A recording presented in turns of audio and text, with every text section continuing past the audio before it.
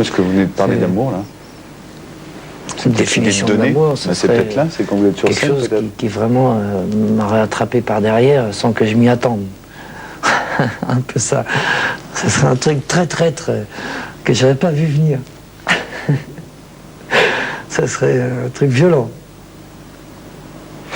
Je voudrais vous montrer des images et puis vous demander une réaction parce que vous dites qu'il faut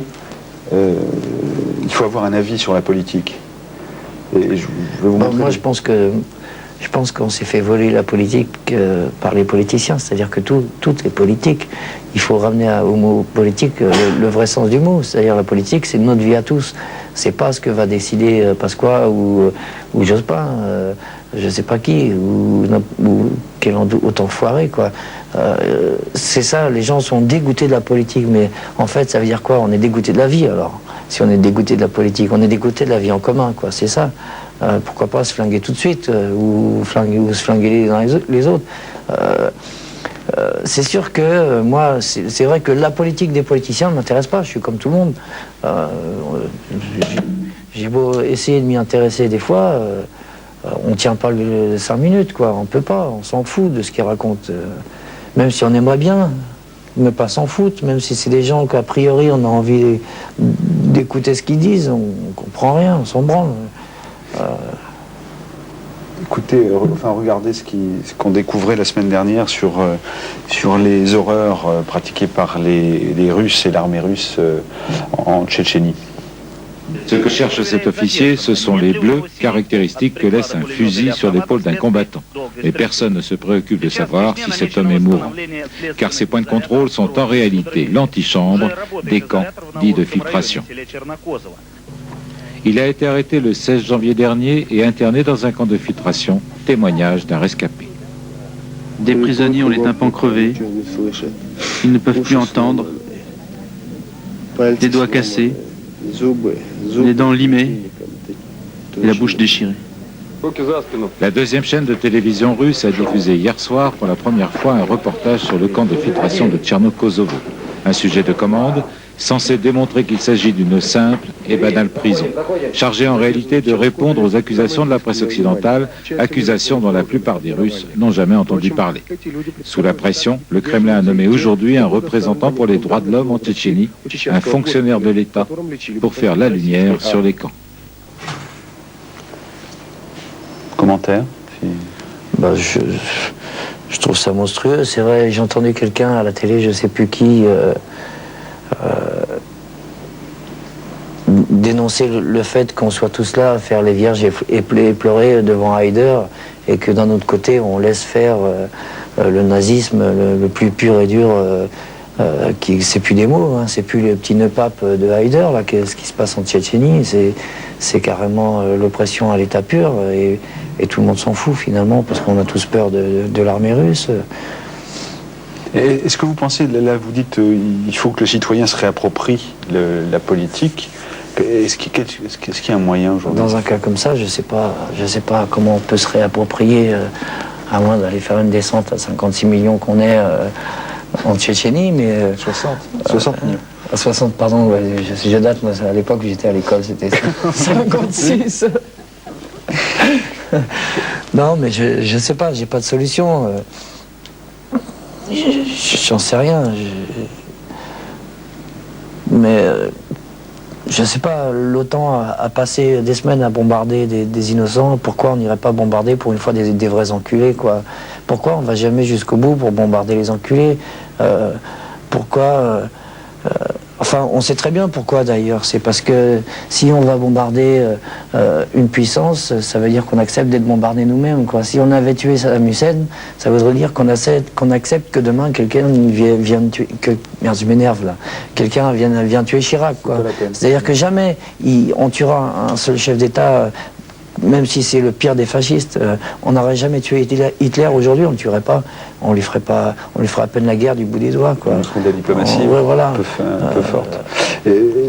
Dernière question sur... Enfin, moi, je suis vraiment anti-militariste, mais puisqu'on a des militaires et des bombes et du matos, et qu'ils en sont tous super fiers, ben, qu'ils en servent pour quelque chose de bien, quoi. Qu'ils aillent foutre ça sur la gueule aux Russes, quoi, qu'on n'en parle plus, sans déconner. c'est complètement con ce que je dis, mais je suis bien d'accord avec ce que je viens de dire quand même. C'est pas si con que ça en a l'air finalement. Je veux dire, il s'agit d'être responsable jusqu'au bout et Ouais, pas c'est de ça, faire de la quoi. demi-mesure. Enfin, dernière question que j'ai envie de vous poser, c'est vous dites communiquer en profondeur ne se fait pas en terroriste. Encore une fois, votre sens des je formules vais et me des contredire mots. là, mais c'est pas grave. Non, j'ai souvent dit ça à propos, encore une fois, du sida, de la sensibilisation du public. C'est à propos des organisations comme ACT UP ou des trucs comme ça qui fonctionnent par la provocation. J'ai toujours dit que c'était très bien, hein. Mais moi j'ai un autre fonctionnement, c'est-à-dire qu'on est complémentaires. Eux ils provoquent pour choquer les gens qui vraiment ne seraient pas sentis concernés du tout. Et moi je préfère les amener à moi pour avoir une comprenette plus profonde, quoi. Plus profonde. Oui, c'est aussi pour ça que j'ai écrit un livre comme Joseph sous la pluie, qui va toujours dans le même sens en fait. Ce livre, je l'impose à personne, il faut le lire. Et il faut le lire, c'est les gens qui ont envie de le lire, quoi. Effectivement, c'est vraiment quelque chose pour lequel on peut... Pour l'acheter, il faut le vouloir, parce que les libraires n'en ont pas voulu. On peut que le commander à la Marmaille Nue. À la Marmaille Nue, 155 rue du Faubourg Saint-Denis. Mais pour citer Sandra Ars. Oui. Judith Magre, qu'avez-vous entendu de Mano Solo? J'ai entendu qu'il disait pour s'aimer, il faut être fier de soi. Ça m'a surpris. Et puis,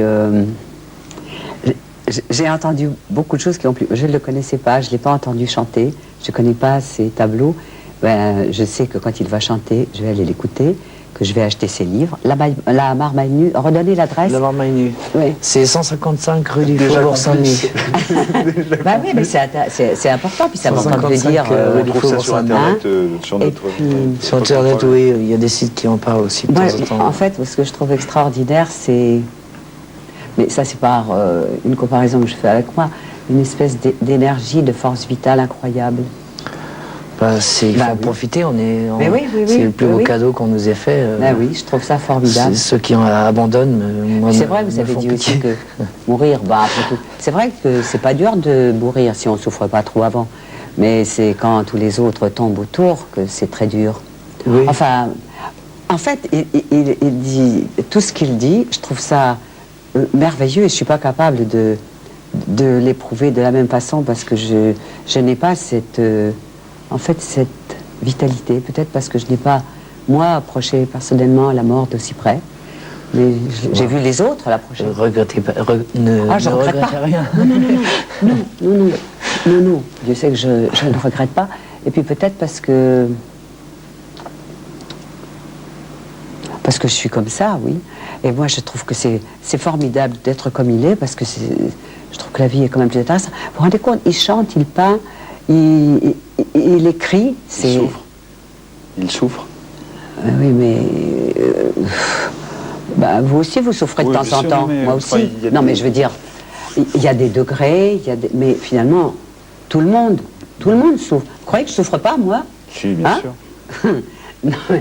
Non, je ne fais pas de comparaison. Et chacun... mais la vie n'est pas... Et plus on grandit, plus on vieillit, et plus on voit les gens tomber autour de soi. Et c'est très très dur, ça, par exemple. Mais moi, je vous envie de chanter. Oh, ça alors, je trouve que c'est vraiment... Écoutez, moi, je vous envie de jouer la comédie. Moi, j'aimerais bien. Hein, moi aussi. Bien, on peut organiser un petit truc où je chanterai, vous chantez à ma place, moi je joue. Et puis on donnera dans la prochaine émission des Bonnes Millions, on donnera des nouvelles de la collaboration que vous avez pu mettre sur moi j'ai même cette admiration que lui, Kalsoun, je trouve que c'est extraordinaire. Edith Piaf, c'est extraordinaire. Enfin, tous les gens qui ont vraiment quelque chose à dire. Et alors, ça vient des pieds, puis ça passe partout. C'est une de vos communautés. C'est extraordinaire. Vous restez avec nous, on va parler de cinéma dans une seconde, dans la deuxième partie de cette émission qui s'appelle Été niveau portable, l'actualité culturelle. C'est tout de suite. J'ai vu d'abord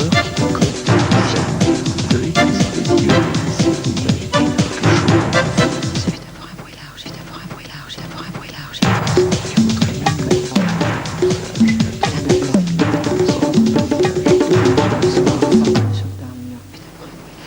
suite, l'actualité musicale avec un groupe qui s'appelle le Cox. Cox s'est formé de 3 lettres, en fait, tout simplement parce que il y a 3 individualités fortes dans ce groupe. Cox, qui veut également dire gouvernail en anglais. Fabien Cahen, Eric Cahen, Éric Langlois et Elisabeth Gatine. Ils interprètent ce soir Refaire le monde. On en parlait il y a une seconde. C'est extrait de leur album Belle journée. Cox.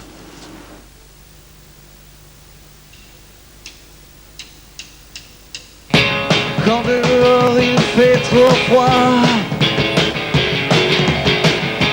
quand le ciel est au plus bas, je reste à refaire le monde et j'attends qu'on me réponde. Quand la chaleur me fait froid, quand la ville ne s'éclaire pas, qu'autour de nous tout s'effondre, que la lumière devient sombre, je reste à refaire le monde, je reste à refaire le monde, je reste à refaire le monde, je reste à refaire le monde, je reste à refaire, je reste à refaire, je reste à refaire le monde. Quand les murs ne tombent pas, quand les gens n'ont plus le droit, qu'on se met à tout confondre, moi je reste à refaire le monde. Et même si je reste seul derrière mon masque d'idole, j'irai chercher tout en bas ce que personne ne voit. Je reste, je reste, je reste, je reste, je reste, je reste, je reste, je reste, je reste, je reste, je reste. Oh, je reste à refaire le monde, je reste à refaire le monde, je reste à refaire le monde, je reste à refaire le monde, je reste à refaire, je reste à refaire. Je reste à refaire le monde. Hey!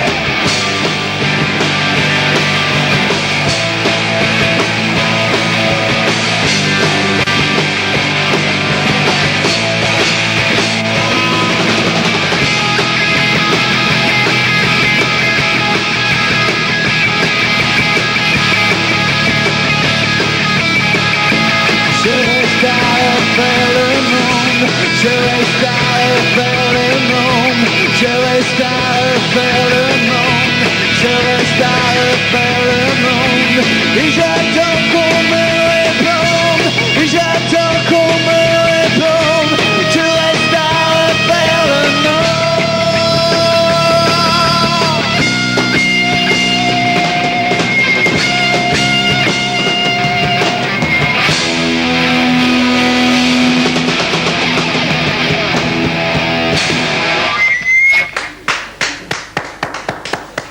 Cox qui dans ses textes, qui en commentant ses textes, le groupe dit: nous n'appelons pas à la révolution et notre vision de la réalité est un peu désenchantée, mais en fait nous dressons juste un état des lieux.